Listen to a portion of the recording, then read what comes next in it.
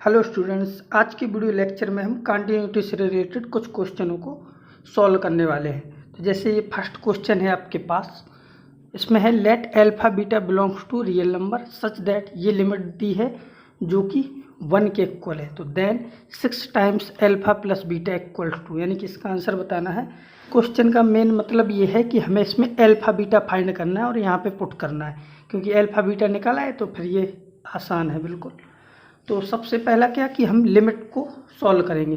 तो सबसे पहले हमारे पास क्या गिवन है, लिमिट x टेंड्स टू 0।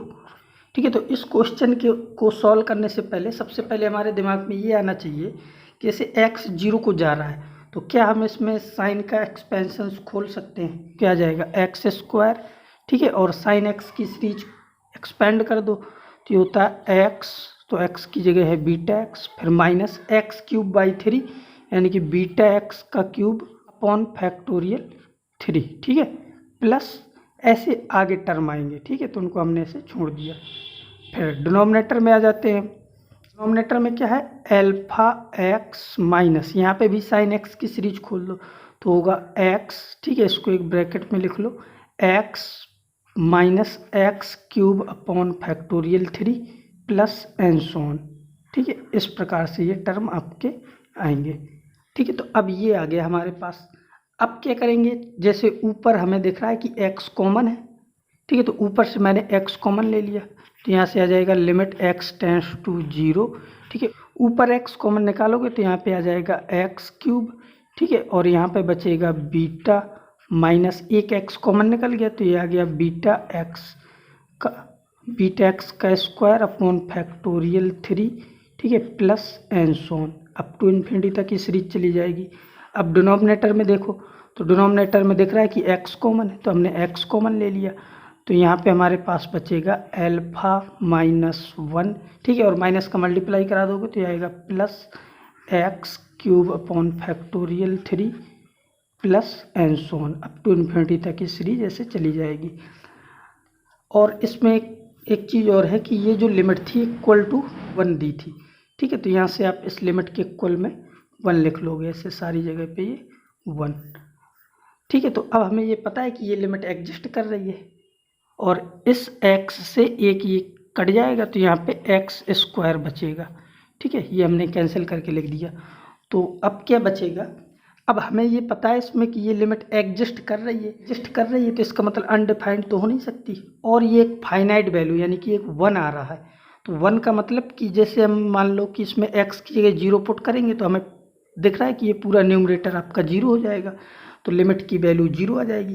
तो चूंकि लिमिट की वैल्यू 0 नहीं आनी, इसकी वजह से कुछ ऐसे टर्म होने चाहिए जिससे ये आपका कैंसिल हो जाए, कुछ ऐसे टर्म आने चाहिए जिससे ये लिमिट एक फाइनाइट नंबर आ जाए। तो इसका मतलब कि जैसे हमें इस एक्स स्क्वायर को कैंसिल करना है, ठीक है, और एक चीज़ इसमें कि जो आपका ये क्यूब आया है यहाँ पे हमने x चूँकि कॉमन लिया था तो ये 3 ना होगा, यहाँ पे आपका स्क्वायर बचेगा। ठीक है, तो अब यहाँ समझ सकते हो कि यदि हमें एक्स स्क्वायर को कैंसिल करना है तो यहाँ से एक्स स्क्वायर कॉमन निकलना चाहिए। तो इसका मतलब ये हुआ कि ये टर्म नहीं आना चाहिए, तो ये टर्म नहीं आना इसलिए हमने इसको क्या कर दिया 0। तो यहाँ से हमें ये पता चला कि एल्फा माइनस 1 क्या हो रहा है 0, तो एल्फा की वैल्यू यहाँ से हमें मिल जाएगी 1।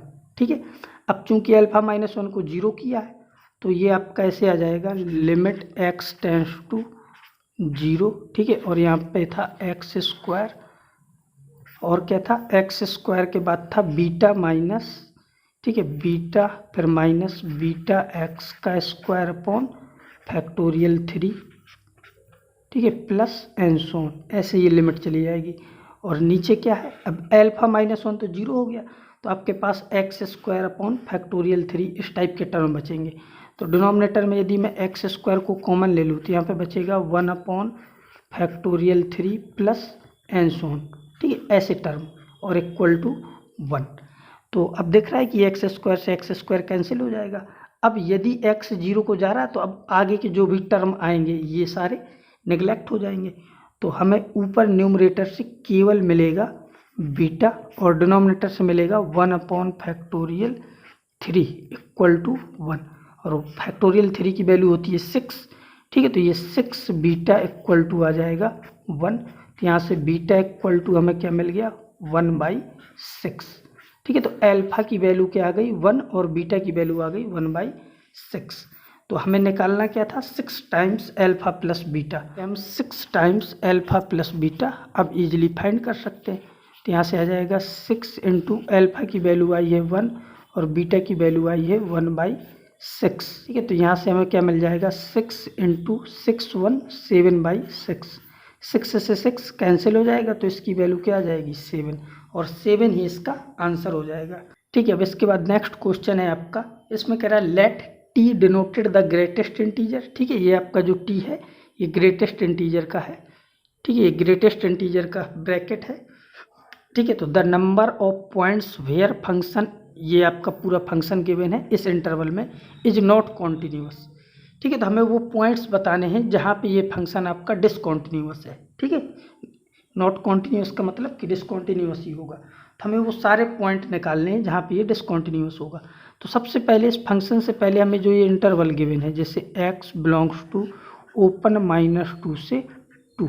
ठीक है, ओपन -2 से +2 का मतलब ये है कि -2 और +2 को नहीं लेना, तो इसके बीच के वो इंटीजर्स आ जाएंगे, क्योंकि देखो हमें इंटीजर्स के लिए निकालना है। ठीक है, क्योंकि क्वेश्चन में ये इंटीजर है, तो हमें चेक कहाँ पे करना पड़ेगा इंटीजर्स पे, क्योंकि इंटीजर पार्ट का जो ग्राफ है वो इंटीजर्स पे ही, ठीक है, इंटीजर एक्स का जो ग्राफ है वो इंटीजर पे ही डिसकॉन्टिन्यूअस होता है, तो वहाँ पे ही हमें चेक करना, अदरवाइज तो ये हर जगह कॉन्टिन्यूअस है। तो इंटीजर्स में -2 और 2 के बीच के जो इंटीजर्स होंगे वो आपके होंगे जैसे x इक्वल टू -1 0 और +1। तो यहाँ पे डिसकॉन्टिन्यूअस हो सकता है, तो इन्हीं पॉइंटों पे हम चेक करेंगे। ठीक है, इन पॉइंटों पे हमें चेक करना है कि ये कॉन्टिन्यूअस है या डिसकॉन्टिन्यूअस। ठीक है, तो अब इन पॉइंट पे चेक करने के लिए जो आपका फंक्शन गिवन है जैसे f(x), तो इस f(x) को हमने तोड़ के पॉइंट बना लिए। जैसे हमें पहला है -2 से -1, कि जब x बिलोंग कर रहा है -2 से -1। ठीक है, एक इंटरवल तो ये हो जाएगा। दूसरा इंटरवल बना लो x बिलोंग्स टू -1 से 0। तीसरा इंटरवल आपका बन जाएगा 0 से 1। थर्ड इंटरवल बना सकते हो x बिलोंग्स टू 1 से लेके 2 तक। ठीक है, तो इस टाइप से ये इंटरवल बन जाएंगे आपके। अब इनमें आपको f(x) निकालना है। ठीक है, यानी कि ये आप f(x) के लिए कर रहे हो ये सारी चीज़ें। ठीक है, तो यहाँ पे f(x) आएगा। अब हमें बस इनकी वैल्यू निकालना है कि -2 और -1 के बीच में f(x) के लिए ये गिवन है। तो अब सबसे पहले जैसे हमें मोड x² -1 देखा, तो मोड x² -1 को सबसे पहले कैलकुलेट कर लो। ठीक है, तो यहाँ पे साइड में आ जाते हैं। जैसे मोड क्या है अपने पास, मोड x² -1। ठीक है, तो इसको मैंने ऐसे लिख लिया, मोड के अंदर x -1 इंटू x + 1। ठीक है, ये है। मैंने क्या किया कि सारे इंटरवल बना लो इसके। जैसे एक आपका होगा -1 और एक होगा +1। इसके बाद चाहो तो आप यहाँ पे लिख सकते हो कि एक 2 इस साइड होगा और -2 इस साइड होगा, वैसे इसकी ज़रूरत नहीं है। अच्छा, +1 के आगे ये मोड आपका पॉजिटिव होगा, -1 +1 के बीच में नेगेटिव और यहाँ पे पॉजिटिव होगा। ठीक है, तो अब इस इंटरवल्स में चेक कर लो कि जो मोड x² -1 है ये जब आपका -2 और -1 के बीच में है तो प्लस के साथ खुलेगा, -1 और +1 के बीच में माइनस और यहाँ पे फिर प्लस। तो ये हो गया मोड। और इंटीजर्स पे आ जाते हैं। जैसे इंटीजर्स x है तो -2 और -1 के बीच में, ठीक है, बीच में जो आपका इंटीजर्स पार्ट होगा, ठीक है, तो उसकी वैल्यू क्या होगी -2 जाएगा, -2। और यहाँ पे ये जो मोड x² -1 है तो ये -2 और -1 के बीच में, ठीक है, -2 और -1 के बीच में दिख रहा है कि पॉजिटिव है तो प्लस के साथ खुलेगा। तो इसका मतलब कि ये आपका मोड प्लस में खुल जाएगा डायरेक्ट। तो ये आपका ऐसे हो जाएगा x² -1। फिर आपका क्या है साइन, ठीक है, और पाई अपॉन, तो -2 और -1 के बीच में तो हमें ये पता है कि ये इसकी वैल्यू तो -2 होनी है, तो -2 + 3, ठीक है, ये ऐसे मिल जाएगा। तो अब ऊपर से आपको दिख रहा है, इसका मल्टीप्लाई करा दोगे तो हो जाएगा -2x² + 2, ठीक है, प्लस।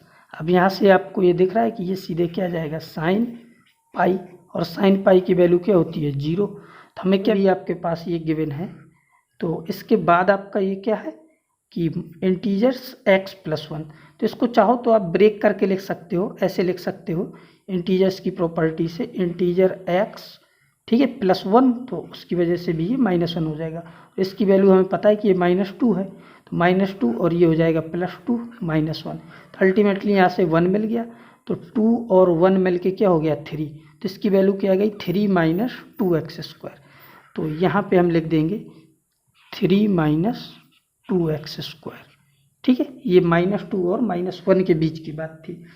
इसके बाद -1 और 0 के बीच में, तो -1 और 0 के बीच में ये वैल्यू मोड की तो माइनस में रहने वाली है, ठीक है, तो मोड तो माइनस के साथ खुलेगा।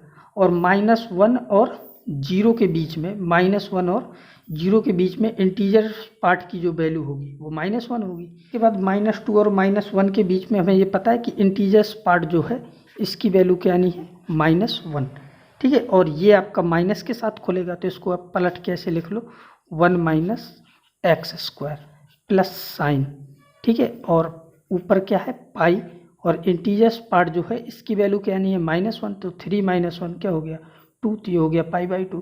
फिर यहाँ से इंटीजर्स पार्ट इसको हमने वैसे ही लिख लिया, मतलब कि इंटीजर्स x फिर -1, ठीक है। तो इंटीजर्स x जो है इसकी वैल्यू क्या आनी है -1, तो यहाँ से -1 आएगा, ठीक है, और ये प्लस हो जाएगा, तो इसका मतलब कि ये सारा टर्म आपका 0 हो जाएगा, ठीक है, क्योंकि ये दोनों मिलके प्लस बन जाएंगे और इस 1 से कैंसिल हो जाएगा, तो ये तो आपका ख़त्म हो गया। और साइन π/2 की वैल्यू क्या होती है 1, ठीक है। और यहाँ से हमने माइनस का गुणा कराया, तो ये -1 और ये 1 भी कैंसिल हो गया, तो डायरेक्ट इसकी वैल्यू क्या आ गई x²। तो इसका मतलब कि हमें -1 और 0 के बीच में डायरेक्ट क्या मिल जाएगा x²। इसके बाद अब 0 और 1 के बीच की बात करें, तो 0 और 1 के बीच में जो इंटीजर्स पार्ट है वो तो आपका 0 हो जाएगा 0 और 1 के बीच में, यानी कि ये 0 होने से ये आपका पूरा 0 हो जाएगा, ठीक है। और ये 0 हो गया, तो यहाँ से साइन π/3 बचा, यहाँ से हमें क्या मिल गया √3/2, ठीक है, माइनस, और ये इंटीजर्स पार्ट 0 हो गया, तो ये आपका -1 आ गया, तो बस यही मिल जाएगा हमें, तो √3/2 -1, तो यहाँ पे हमारी इसकी वैल्यू क्या आ गई √3/2 -1।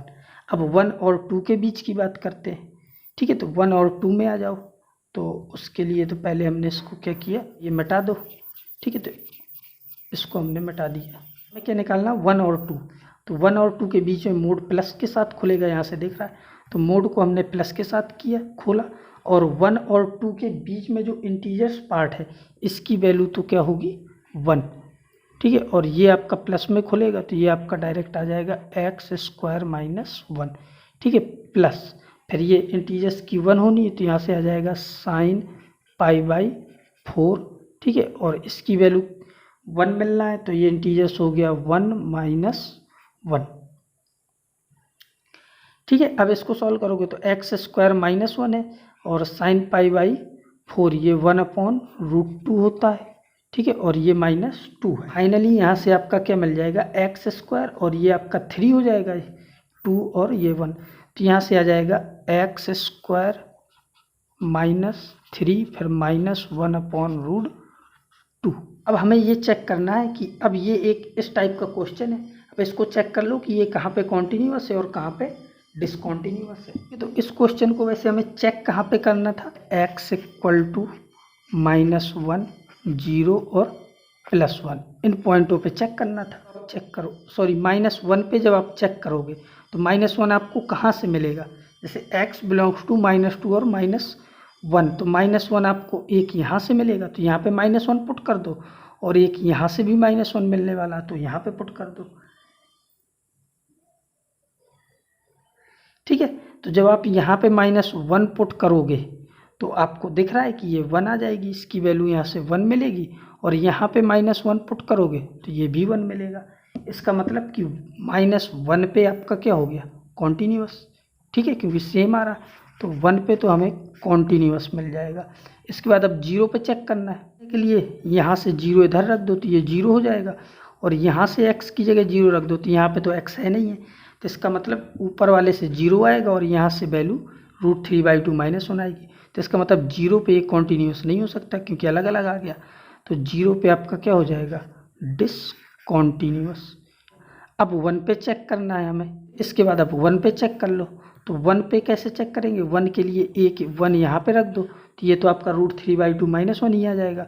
और जब 1 यहाँ पे रखोगे, ठीक है, तो ये आपका यहाँ से दिख रहा है 1, और 1 में √3/2 घटा दो, ठीक है, तो भी ये वैल्यू आपकी इक्वल नहीं आएगी। तो इसका मतलब कि जो आपका 1 था, ये वाला 1, इस पे भी फंक्शन क्या आ जाएगा, डिसकॉन्टीन्यूअस। केवल एक जगह पे कॉन्टीन्यूअस है और वो है 0 पे, बाकी 2 जगह पे डिसकॉन्टीन्यूअस है, ठीक है। तो अब आप इसमें पूछा क्या था, इसने क्वेश्चन में पूछा था the number of point where the function is not continuous. तो जहाँ इसमें नंबर ऑफ पॉइंट बताना था, तो आंसर तो आपका क्या हो जाएगा 2, क्योंकि ये 2 जगह पे डिसकॉन्टीन्यूअस है, तो यही इसका आंसर हो जाएगा।